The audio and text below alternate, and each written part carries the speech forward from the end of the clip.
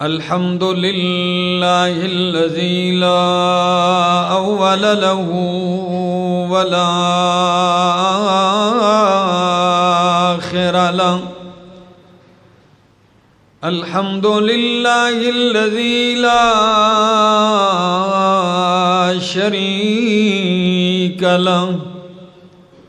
لا شريك له في الذات والصفات. والصلاة والسلام على من أرسل بالبراهين والبينات،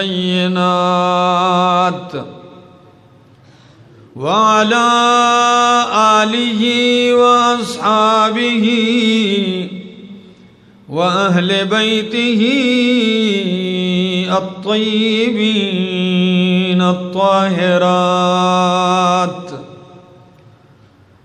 أما بعد، فأعوذ بالله من الشيطان الرجيم. بسم الله الرحمن الرحيم. إنا أعطيناك الكوثر فصل لربك وانحر إن شانئك هو الأبتر. سبحان ربك رب العزة عما يصفون وسلام على المرسلين والحمد لله رب العالمين.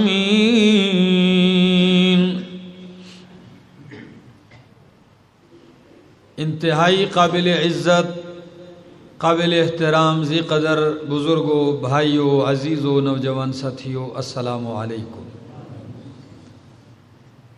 اللہ کی بارگاہ میں التجا ہے کہ اللہ مجھے حق کہہ سکنے، سمجھا سکنے کی توفیق نصیب فرمائے، اور بعد ازاں مجھے اور آپ سب کو عمل کی بھی توفیق نصیب فرمائے.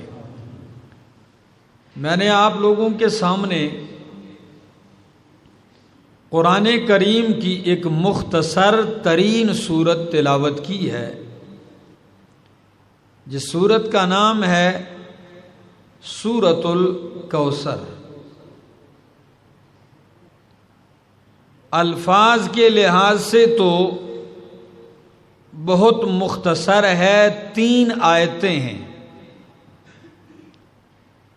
لیکن معانی اور مفہوم کے لحاظ سے، اپنی تفسیر کے لحاظ سے بہت وسیع صورت ہے. اس کی وسعت اور جامعیت کا اندازہ آپ کو اس مختصر سے وقفے میں ہو جائے گا کہ یہ کتنی وسیع صورت ہے معانی اور مفہوم کے لحاظ سے. یہ وہی صورت ہے، مکی صورت ہے، اور جب مکہ میں قرآن مقدس اترنا شروع ہوا تو لوگوں نے یہ دعویٰ کیا کہ یہ قرآن اللہ کا کلام نہیں، یہ محمد الرسول اللہ خود بناتے ہیں. رات کو سوچتے ہیں، صبح کچھ آ کے کہہ دیتے ہیں.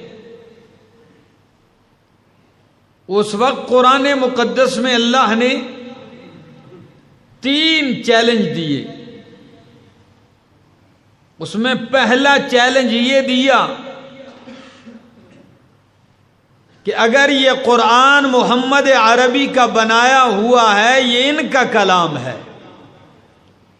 تو پھر میرا محمد کہیں باہر سے نہیں آیا، تمہاری قوم سے ہے، تمہاری جنس سے ہے، تمہارے خاندان سے ہے، تمہارے علاقے اور وطن کا ہے. 40 سال تم میں گزارے ہیں، شاعر بھی نہیں رہا کہ کچھ قصیدے کہے ہوں. اور نہ ہی کسی مکتب اور مدرسے میں پڑھا ہے تمہاری موجودگی میں، تو پھر اگر میرا محمد بنا سکتا ہے تو تم سارا عرب مل کے کیوں نہیں بنا سکتے ہو؟ اگر یہ بشر کا کلام ہے تو تم ہی بنا لو۔ تمہارے اندر بڑے بڑے شاعر موجود ہیں، بڑے بڑے فصیح اور بلیغ موجود ہیں۔ لبید جیسا شاعر ہے کہ جس کے بارے میں عرب لوگ مشہور جملہ ہے عربیوں کا کہ لبید اتنا قیمتی شاعر ہے کہ جب یہ بولے تو اس کے الفاظ کو ضائع ہونے نہ دو، بلکہ اگر لکھنے کے لیے تمہارے پاس قلم نہیں تو خنجر سے لکھو، سیاہی نہیں ہے تو اپنی گردن کی رگ مار کے خون نکالو اور اس سے لکھو، لیکن اس کے الفاظ ضائع نہ جائیں۔ ایسا فصیح شاعر موجود ہے، آئے نا میدان میں۔ صہبان بن وائل جیسا شاعر موجود ہے جس نے بالغ ہونے کے بعد زندگی بھر مکرر جملہ نہیں بولا، جو جملہ ایک دفعہ بول دیا پوری زندگی میں دوبارہ نہیں بولا، نئے نئے الفاظ۔ تمہارے پاس تو ایسے لوگ ہیں، ایک دو نہیں، سارے مل کے بنا لو۔ لیکن کیا کہا؟ قُلْ لَئِنِ اجْتَمَعَتِ الْإِنسُ وَالْجِنُّ عَلَىٰ أَن يَأْتُوا بِمِثْلِ هَٰذَا الْقُرْآنِ لَا يَأْتُونَ بِمِثْلِهِ وَلَوْ كَانَ بَعْضُهُمْ لِبَعْضٍ ظَهِيرًا۔ میرے پیغمبر اعلان کر دیجئے اگر انسان اور جن سارے اکٹھے ہو جائیں، سارے مل جائیں اور ایک دوسرے کے ساتھ تعاون بھی کریں، کمیٹیاں بنا لیں، اکٹھے ہو جائیں، ایک دوسرے کی معاونت بھی کریں، تو فرمایا لا یأتون بمثلہ، سب کچھ کر سکیں گے، اگر نہیں ہو سکے گا تو یہ میرے قرآن جیسا قرآن نہیں لا سکیں گے، اس جیسا قرآن نہیں لا سکتے۔ قرآن تو 114 سورتیں ہیں، 30 پارے ہیں، فرمایا اور کم کر دیجئے، فَأْتُوا بِعَشْرِ سُوَرٍ مِثْلِهِ مُفْتَرَيَاتٍ، چلو کوئی سی 10 صورتوں کا انتخاب کر لیجئے اور قرآن کریم کی 10 صورتوں جیسی 10 صورتیں بنا کے لے آؤ۔ لیکن اللہ گواہ ہے، کائنات نے دیکھا کسی مائی کے لال میں یہ جرت نہیں ہوئی کہ آئے مقابلے کے لیے۔ اللہ نے فرمایا چلو اور آسان کر دیتا ہوں، فرمایا قُلْ إِن كُنتُمْ فِي رَيْبٍ مِّمَّا نَزَّلْنَا عَلَىٰ عَبْدِنَا فَأْتُوا بِسُورَةٍ مِّن مِّثْلِهِ، فَأْتُوا بِسُورَةٍ، علماء جانتے ہیں سورتن کے نیچے تنوین ہے، اور یہ تنوین عربی زبان میں ویسے ہی نہیں آتی، کچھ معنی لے کے آتی ہے۔ کبھی یہ کسی چیز کو گھٹانے کے لیے آتی ہے، کبھی کسی چیز کو بڑھانے کے لیے، کبھی کسی چیز کا چھوٹا ہونا بیان کرتی ہے، کبھی کسی چیز کا بڑا ہونا بیان کرتی ہے۔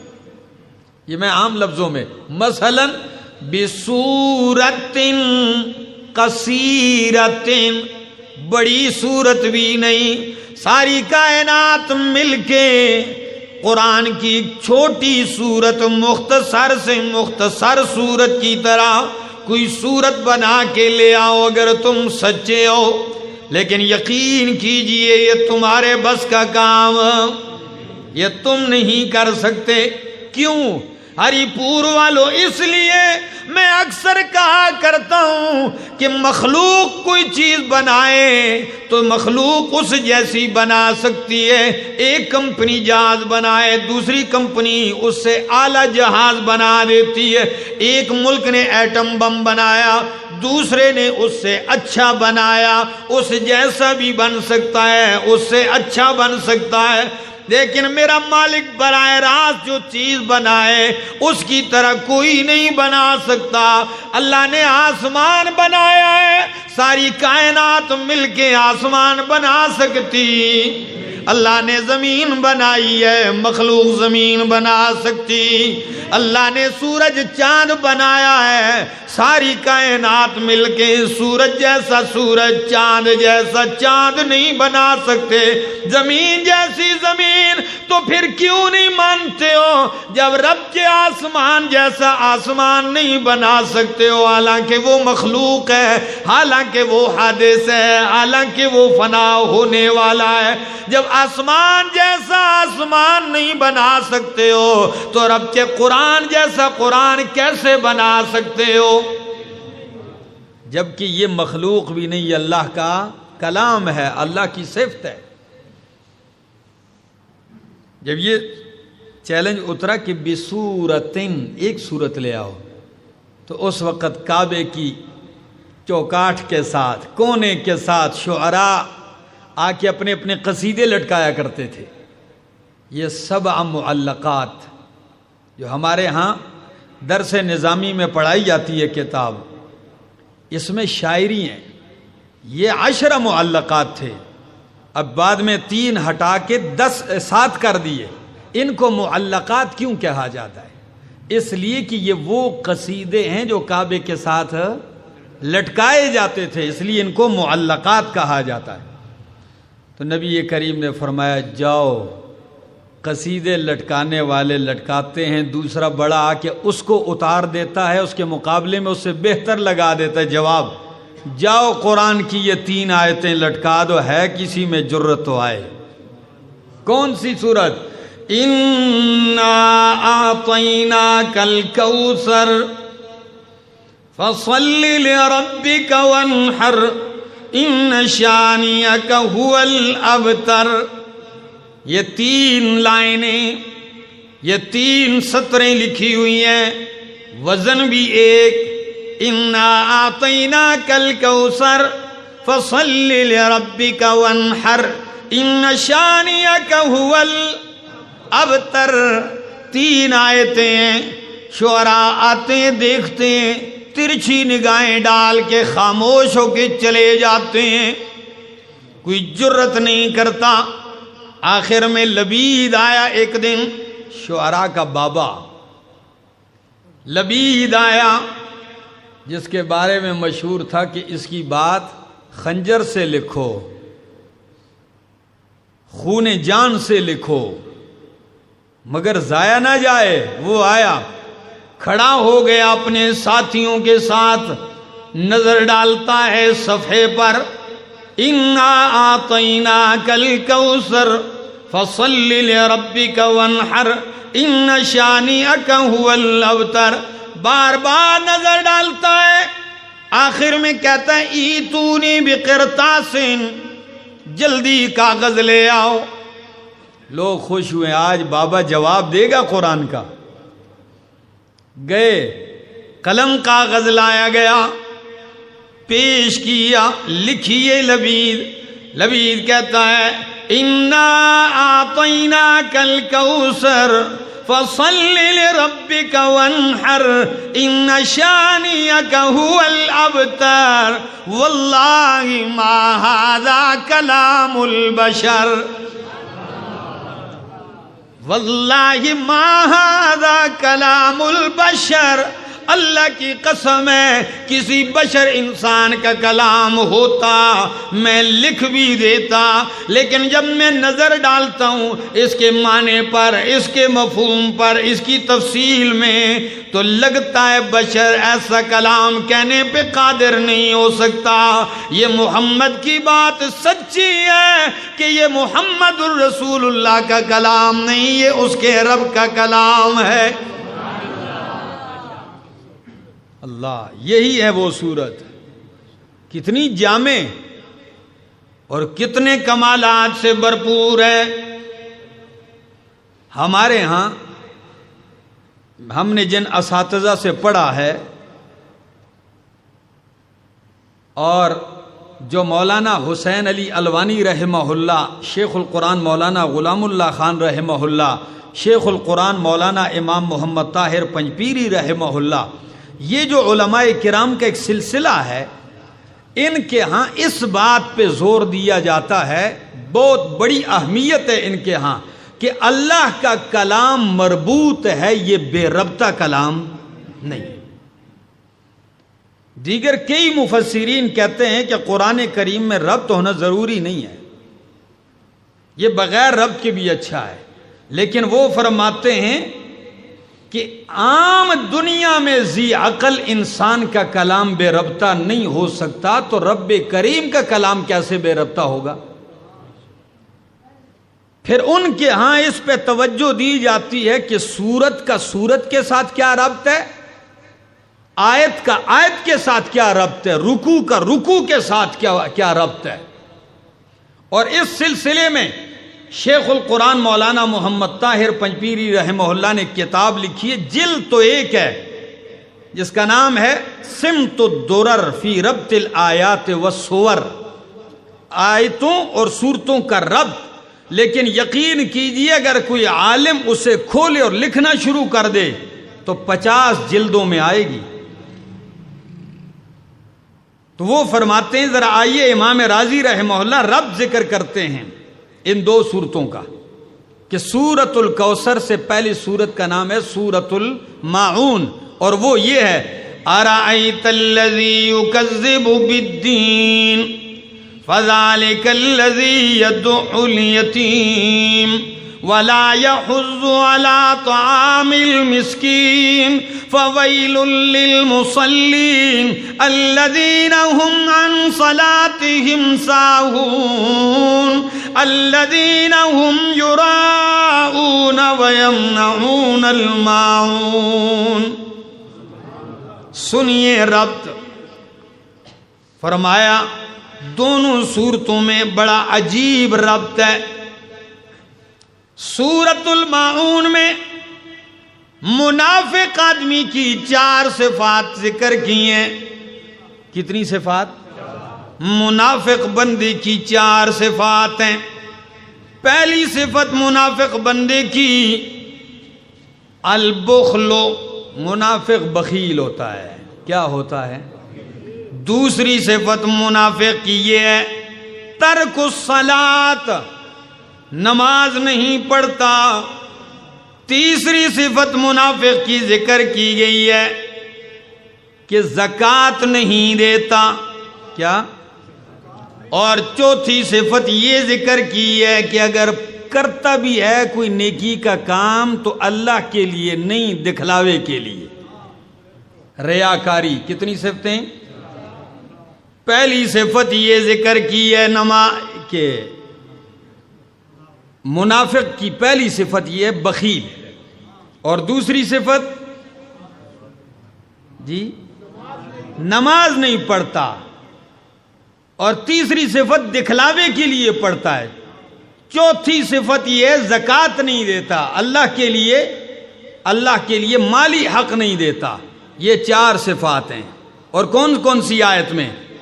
فرمایا ارأیت الذی یکذب بالدین فذلک الذی یدع الیتیم ولا یحض علی طعام المسکین۔ یتیم کو دکے دیتا ہے، مسکین کو کھانا نہیں کھلاتا، اس لیے کہ بخیل ہوتا ہے۔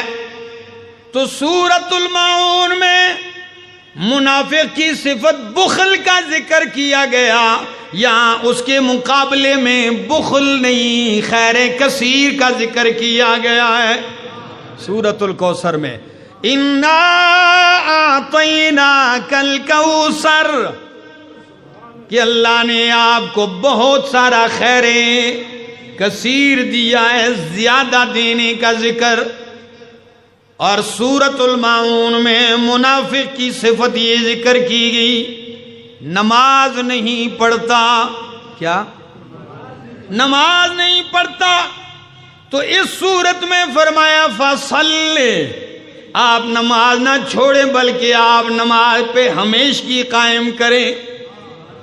اور پہلی صورت میں منافق کی صفت ذکر کی گئی، الذین هم یراؤون، کہ پڑھتا نہیں، اگر پڑھتا ہے تو یراؤون، دکھلاوے کے لیے پڑھتا ہے۔ اور اس صورت میں فرمایا فصل لربک، نماز پڑھ دکھلاوے کے لیے نہیں، لربک، کس کے لیے؟ اپنے رب کے لیے۔ تین صفتیں۔ چوتھا رب، پہلی صورت میں فرمایا کہ یدعو الیتیم ولا یحض علی طعام المسکین، زکوٰۃ نہیں دیتا، مسکین کو کھانا نہیں کھلاتا۔ وَيَمْنَعُونَ الْمَاعُونَ، یمنعون الماعون، چھوٹی چھوٹی چیزیں بھی جو دینے کی ہوتی ہیں وہ کسی کو۔ تو اس صورت میں فرمایا منافق تو دیتا نہیں، اور آپ کی شان یہ ہونی چاہیے کہ ونحر، قربانی کیجئے، گوشت تقسیم کیجئے۔ وہ دیتا نہیں، آپ دیں، یہ تو ربط ہوا۔ اور اس صورت کا خلاصہ شیخ القرآن مولانا غلام اللہ خان رحم اللہ کے طرز پہ بیان کرتا ہوں۔ وہ فرماتے ہیں تین باتیں صورت میں، کتنی؟ ہری پور والوں یاد کر لیجئے۔ وہ کہتے ہیں تین باتیں ہیں، ایک انعام مصطفیٰ، نمبر 2 پروگرام مصطفیٰ، نمبر 3 انجام دشمنان مصطفیٰ۔ اللہ، کتنی باتیں یاد ہو جائیں گی؟ پہلی بات اس صورت میں انعام مصطفیٰ، دوسری بات پروگرام مصطفیٰ، اور تیسری بات انجام دشمنان مصطفیٰ۔ تو آئیے پہلی بات کرنے لگا ہوں۔ انعام مصطفیٰ کیا ہے؟ فرمایا اِنَّا أَعْطَيْنَاكَ الْكَوْثَرَ، میرے پیغمبر میں نے آپ کو کوثر عطا کر دیا ہے۔ کیا عطا کیا ہے؟ کوثر عطا کیا ہے۔ قربان جاؤں، لفظ بڑا عجیب استعمال کیا ہے۔ کوثر فوعل کثیر سے ہے، کثیر بھی زیادہ کو کہتے ہیں، اسی سے اور بڑھا دیا کوثر۔ اب اس کا مصداق کیا ہے؟ 16 اقوال امام قرطبی نے نقل کیے ہیں اپنی تفسیر میں کہ کوثر کا پہلا مصداق ہے حوض کوثر۔ کیا چیز؟ ہاں، حوض کوثر کیا ہے؟ نبی کریم نے فرمایا قیامت والے دن میدان محشر میں میرا حوض لگا ہوگا، حوض کوثر لگا ہوگا، جس کا پانی شہد سے زیادہ میٹھا ہوگا، دودھ سے زیادہ سفید ہوگا، برف سے زیادہ ٹھنڈا ہوگا۔ اور جس خوش نصیب کو میرے ہاتھوں سے ایک دفعہ جام نصیب ہو گیا، قیامت کی اتنی گرمی میں اس کو پیاس نہیں لگے گی۔ من شرب منہا لم یظما ابدا، 50,000 سال کا دن ہے، اس گرمی میں اسے پیاس نہیں لگے گی۔ یہ حوض کوثر اللہ نے مجھے عطا کیا ہے۔ اور اگلی بات بھی ذرا سن لیجئے، نبی کریم فرماتے ہیں ہری پور والوں کہ جب ساری کائنات قبروں سے نکل کے آئے گی میدان محشر کی طرف، تو میں سب سے پہلے قیامت والے دن اٹھنے والوں میں سے ہوں گا، اور میں قیامت والے دن حوض کوثر پہ اپنی امت کا استقبال کروں گا۔ اللہ اکبر۔ انا فرطکم علی الحوض، حوض کوثر پہ میں آپ کا استقبال کروں گا، انتظار کروں گا۔ اور جب میری امت کے لوگ آئیں گے، فرمایا یا رسول اللہ آپ کس طرح پہچانیں گے اتنی خلقت میں کہ یہ آپ کی امت ہے؟ فرمایا میں ان کو چہروں سے پہچان لوں گا کہ وضو میں جن اعضاء کو دھویا جاتا ہے، میری امت وضو میں جن جن اعضاء کو دھوتی رہی، قیامت میں وہ نمایاں چمک رہے ہوں گے، میں پہچان لوں گا کہ یہ میری امت کے لوگ ہیں۔ آئیں گے میں جام بھروں گا، لیکن کچھ لوگ آئیں گے آتے ہی دیوار حائل ہو جائے گی، میں چیخ کے کہوں گا اللہ میری امت میں سے ہے، من امتی، اللہ یہ تو میرا امتی ہے، تو جواباً ارشاد ہوگا انک لا تدری ما احدثوا بعدک، اللہ کے پاک پیغمبر ہے تو آپ کا امتی، لیکن آپ کے ہاتھوں سے جام کوثر سے محروم ہو گیا، اس لیے کہ آپ کے آنے کے بعد آپ کے دین کا حلیہ بگاڑ کے رکھ دیا تھا، نئی نئی چیزیں بیچ میں شامل کر دی، بدعات، جس طرح آج تک لوگوں کا یہ سلسلہ جاری ہے، ہر سال دین میں نیا نیا اضافہ کرتے ہیں، ٹھیک ہے نا، دین کے نام پہ دین میں اضافہ کیا جا رہا ہے، تو اللہ کے پاک پیغمبر اس وقت بھی جلال میں آ کے کہیں گے سحقن سحقن سحقن لمن غیر دینی، لعنت و جنت سے دوری اور رحمت سے دوری ہو ان کے لیے جنہوں نے میرا دین بدل دیا۔ تو انا اعطیناک الکوثر، میں نے آپ کو کیا دے دیا؟ بولو، کوثر دے دیا۔ پتہ ہے یہ جملے کب کہیں؟ یہ اس وقت کہیں ہیں جب نبی کریم کا لخت جگر عبداللہ فوت ہو گیا تھا، نبی علیہ السلام کا بیٹا فوت ہو گیا تھا، تو کافروں کے بڑے بڑے سرداروں نے کہا، آپس میں میٹنگ کی، بس بس پریشان ہونے کی ضرورت نہیں، ابھی ان کا مشن ختم ہو جائے گا، اس لیے کہ ان کی اولاد نہیں ہے، نرینہ اولاد نہیں ہے، ان محمدن بوتیرا، آپ کی نسل ختم ہو گئی، کٹ گئی، آپ کی اولاد نہیں ہے، مشن رک جائے گا۔ تو اللہ نے جواباً تسلی دی۔ میں کہتا ہوں نبی کریم اس جملے سے کتنے پریشان ہوئے ہوں گے جی؟ دنیا کا رواج آج کل بھی، جس کی اولاد نہ ہو نا، کہتے ہیں اے ہی بدبخت ہے، لوگ کہتے ہیں اس کو بیٹے، نہ اس کا فیصلہ کوئی نہیں کر سکتا۔ جب انہوں نے کہا مشن نہیں چلے گا، اولاد نہیں ہے، بس ان کی باتیں ان تک ختم، تو اللہ نے تسلی دیتے ہوئے فرمایا انا اعطیناک الکوثر، میرے پیغمبر اگر میں نے بیٹا لے لیا تو میں نے کوثر عطا کر دیا۔ میں نے بیٹا لیا تو کیا عطا کیا؟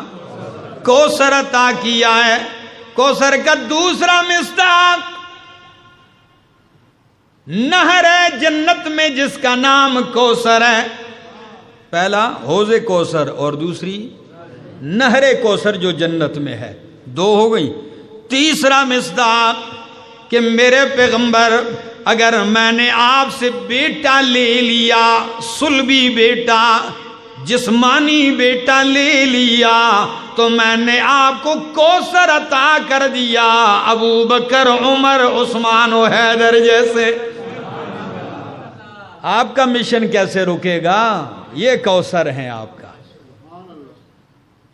اور تیسرا مصداق انا اعطیناک الکوثر، میرے پیغمبر اگر بیٹا لے لیا تو کوثر میں نے آپ کو قرآن دے دیا۔ قرآن کوثر ہے، کیا ہے؟ کوثر ہے۔ اب آپ کہیں گے یہ کیا مطلب، حدیث تو کچھ اور بتلاتی ہے، تو آئیے میں ایک معنی کرتا ہوں، سارے آپ کے ذہن میں جو اشکال ہیں وہ ختم ہو جائیں گے۔ کہ کوثر سے مراد ایک بات نہیں، کوثر سے مراد سند المفسرین، حبر الامت، ترجمان القرآن عبداللہ ابن عباس رضی اللہ تعالیٰ عنہ فرماتے ہیں کہ کوثر سے مراد خیر کثیر ہے۔ کیا چیز ہے؟ آپ اس جملے کو سمجھے نہیں، آپ کہیں گے کہ چھوٹا کر دیا معنی، نہیں، قربان جاؤں ایسا معنی کر دیا۔ وہ کہتے ہیں کوثر سے مراد خیر کثیر ہے۔ تو کسی نے سوال کیا کہ جی استاد محترم، آپ کہتے ہیں کوثر سے مراد خیر کثیر ہے، جبکہ نبی کریم نے فرمایا کہ اللہ نے مجھے حوض کوثر دیا ہے، نہر جنت کی وہ کوثر وہ دیا ہے۔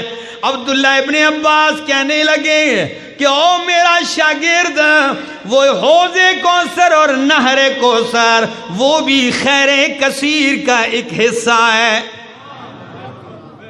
صرف یہی مراد نہیں، یہاں کوثر اور حوض کوثر جو ہے یہ خیر کثیر کا ایک کیا ہے؟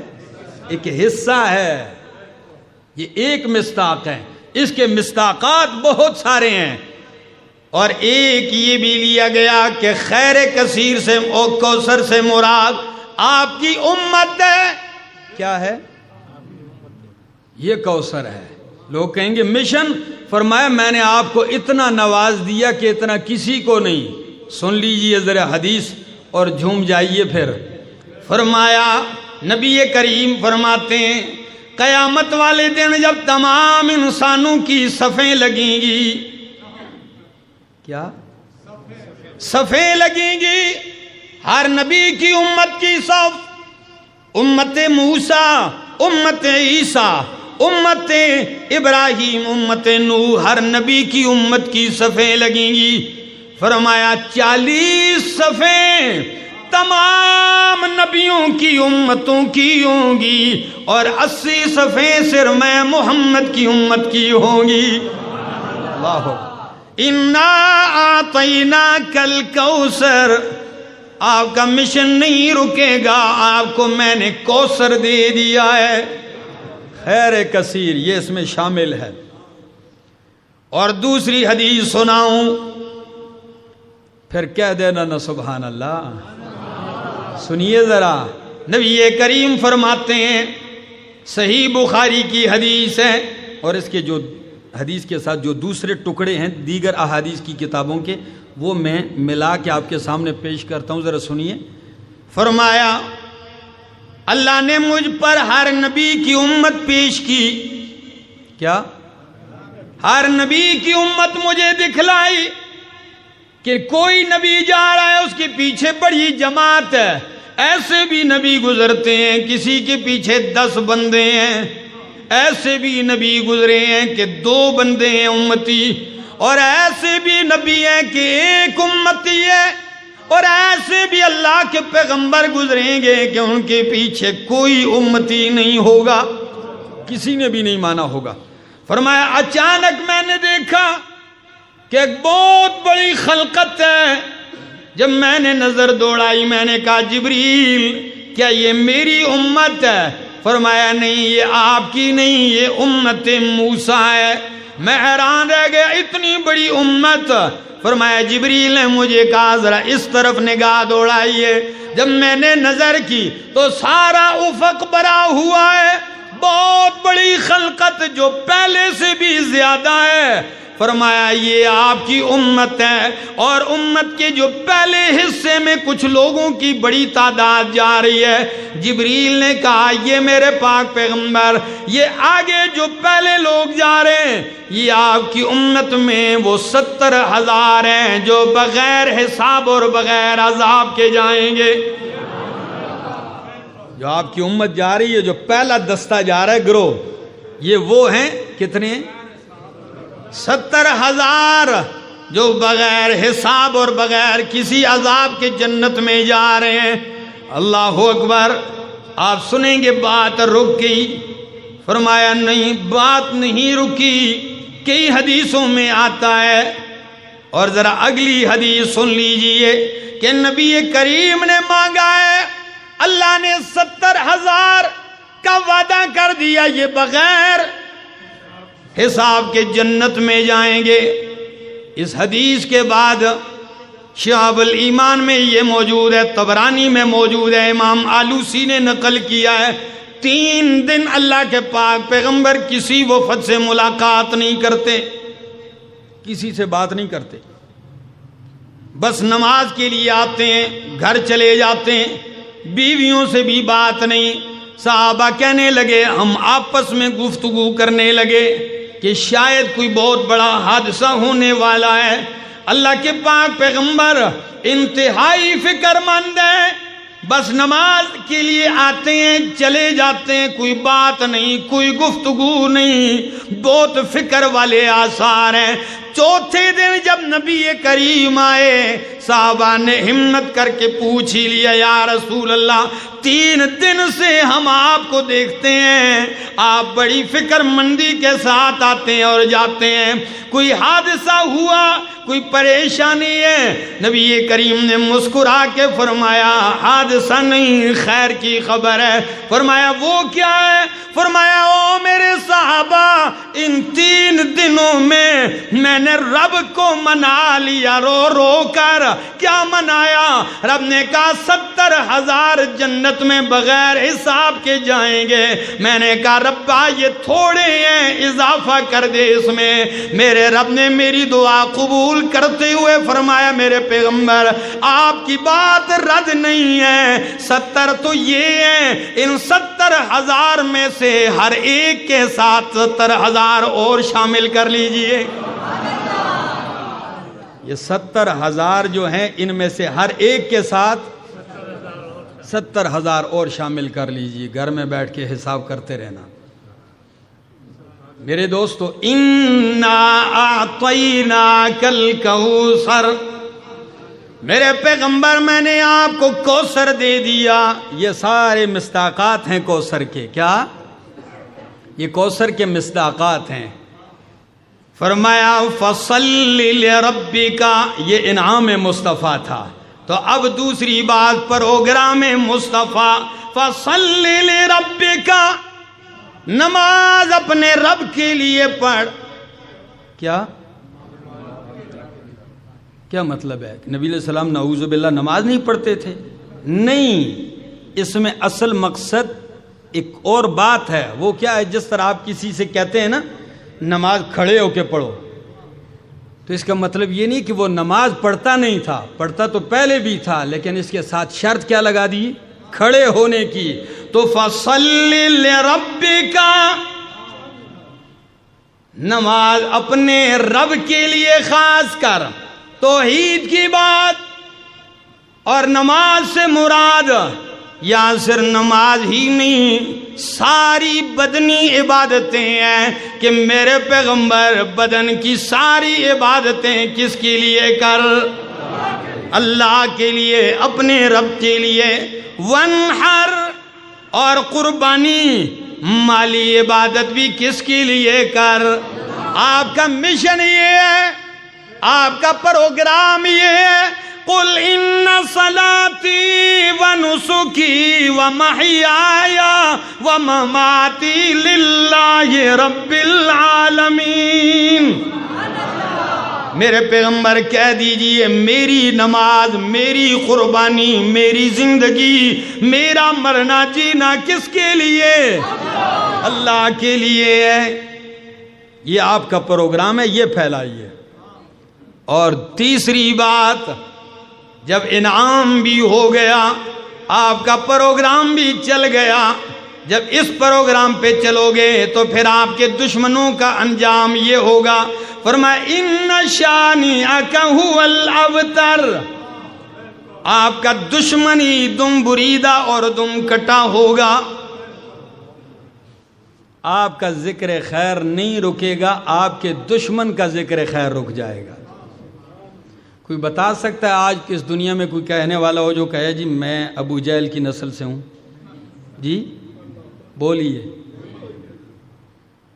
کوئی دوسرا ہو، کوئی تیسرا ہو جو کہتے ہیں اتنے اتنے بیٹے ہیں، لیکن میرے پیغمبر کا خاندان اس وقت بھی پوری دنیا میں پایا جاتا ہے۔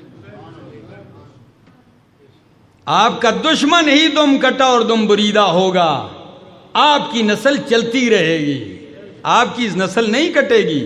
فرمایا ان شانئک ھو الابتر، یہ تو میں نے شیخ القرآن مولانا غلام اللہ خان رحمہ اللہ کے طرز پہ خود خلاصہ ذکر کیا۔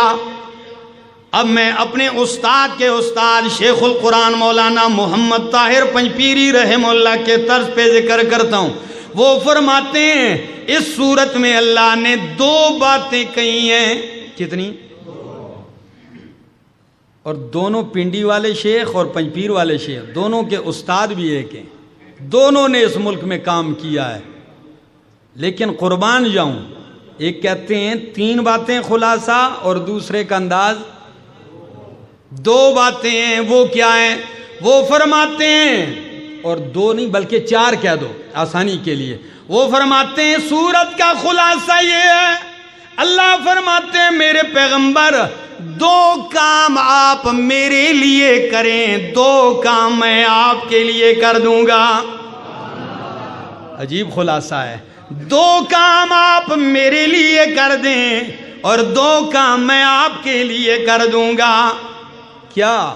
آپ میرے لیے صلی لربک، بدنی عبادتیں خاص میرے لیے، ونحر اور مالی عبادتیں خاص میرے لیے کر، بدنی عبادت مالی عبادت میرے لیے کر، اور میں کیا کروں گا؟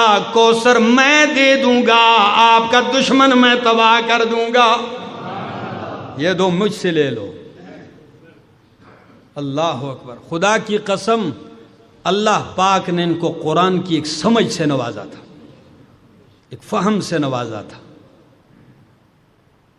پشتون بیلٹ میں آپ افغانستان دیکھ لیں، خیبر پختونخوا کے سارے علاقے، اس شخصیت نے محنت کی ہے، اور علماء ہی نہیں لاکھوں کی تعداد میں علماء کو بھی پڑھایا، لیکن انداز سمجھانے کا ایسا تھا کہ اگر رکشہ کا ڈرائیور بھی تھا، تانگے والا بھی تھا، گاڑی کا ڈرائیور بھی تھا، پکوڑے تلنے والا بھی تھا، تو اس کو اتنا قابل بنا دیا قرآن سمجھا کے کہ وہ دن کو مزدوری کرتا اور رات کو رب کا قرآن بیان کرتا تھا۔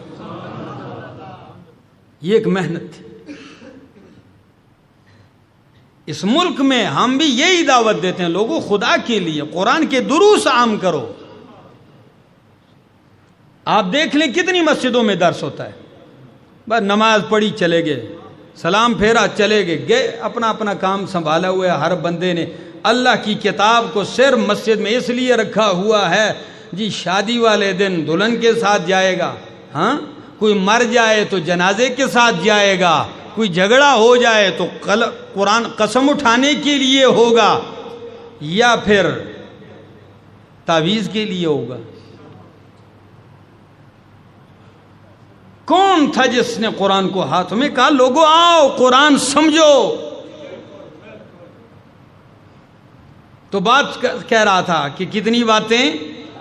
4 باتیں ہیں، اور اگر پوری صورتوں کو آپ پیچھے سے یوں دیکھ لیں تو اس صورتوں میں کمال یہ ہے۔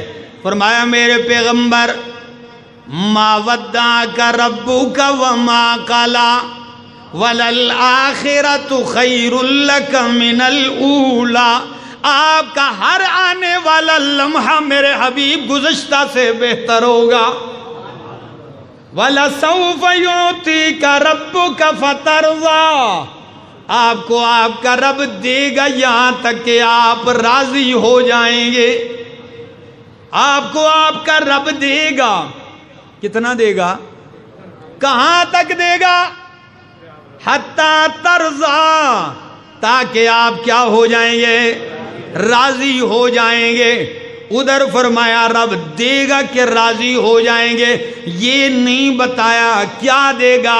اس صورت میں بتا دیا کہ انا اعطیناک الکوثر، خیر کثیر دے گا، اور اس خیر کثیر میں بہت ساری چیزیں شامل ہیں۔